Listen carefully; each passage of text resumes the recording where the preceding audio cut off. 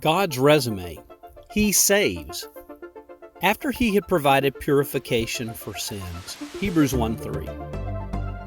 We have here a qualification that addresses our greatest need as humans.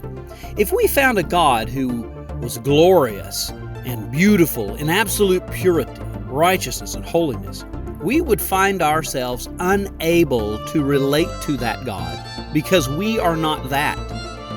We are impure, unrighteous, and unholy. See Romans 3:9-23.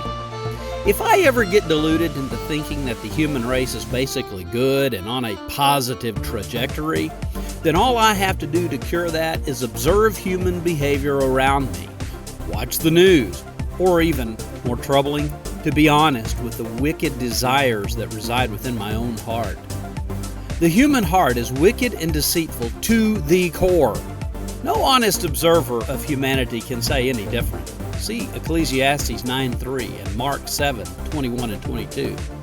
This God we are describing would be unapproachable by such defiled humanity and would need to have the ability to transform them at their core, cleaning them up and making them something completely new and different. Jesus came to do this very thing.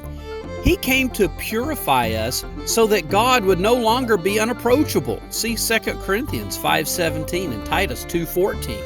And we can't do this for ourselves. Try to stop doing wrong. We can't do it, can we? Oh, we might get by for a while. But I would argue that to make that happen, we would have to redefine the word wrong. And even if we could, we can't take away the guilt of our past wrongs and remove their devastating effects.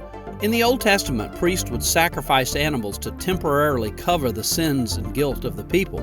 But they had to keep making the sacrifices, and they had to make them for themselves as well, because they too were messed up. Jesus is the final sacrifice, once for all, and he didn't have to cover his own sins, because in him is no sin. See Hebrews 7:27 and 1 John 3:5. Well, I don't think any other religion offers such a God. Perhaps this is the biggest thing that sets this God apart from all others. He purifies. He saves.